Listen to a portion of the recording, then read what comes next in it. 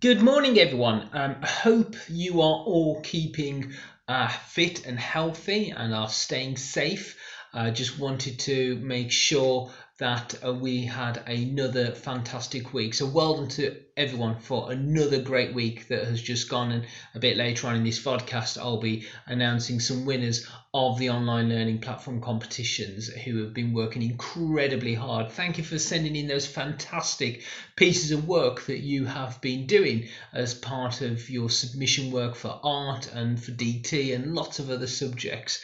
We had over 55 entries for the VE Day competitions, which was brilliant to see, and we've had a massive uptake in the number of students that are now engaging on Microsoft Teams and the online learning platform. So thank you, and well done to all of you that have been doing that.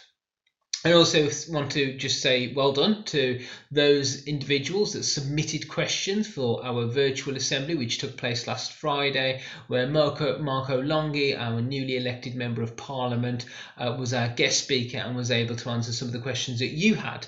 And some of those questions related to the current climate and the circumstances that we find ourselves in, and other questions were around local resources and facilities. So I hope you enjoyed that.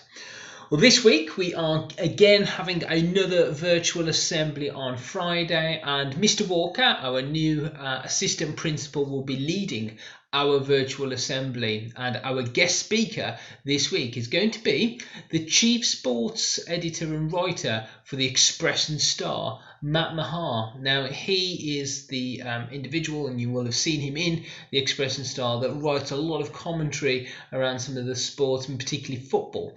So if you are interested in asking him a question, then do drop us a line at helpline@beaconhillacademy.org.uk. Mr. Walker will be speaking to him about his job and how he got into doing what he was doing.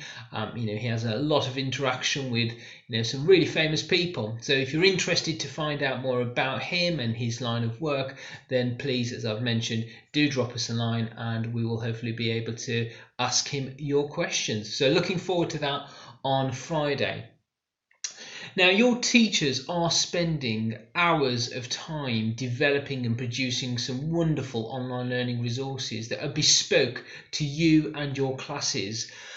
They are also keen to make sure that you don't fall behind on the work, and that you are fully engaging in the lessons that you are missing out on whilst you're not being in school. They are very personalised, they are very bespoke. Being off school for 8 weeks can have such a big impact on learning and the amount of time that is being lost.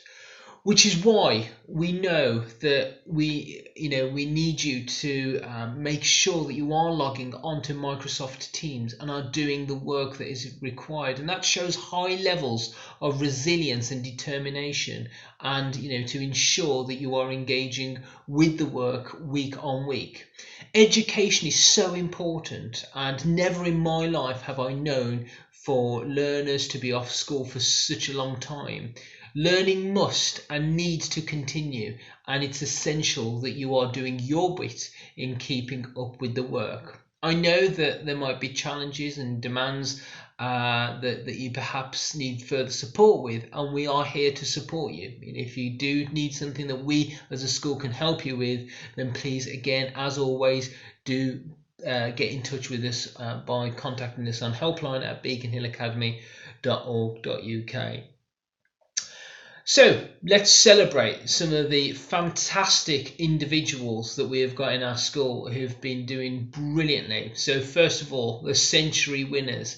I normally just name the top one, but actually there are so many people that are now logging onto the online learning platforms. We want to be able to celebrate more than one, but of course, it will only be the top one that gets the prize. So first of all, I want to say a big congratulations to Phoebe Borton. Phoebe Borton is our top century learner. I do think she has won the century competition before, so well done, Phoebe. Absolutely delighted for you, and we will be sending some vouchers in the post to you. Apologies for those of you that haven't yet received the vouchers from the previous week. There is a little bit of a delay, but we promise you we will get those to you. Also, a really big well done to Erin Macaulay. Now, Erin Macaulay answered over 570 questions on Hegarty Maths. That is absolutely brilliant, Erin. Well done. And Ross Lovett was second with 325 questions, and Caden Whitehouse was third with 268 questions.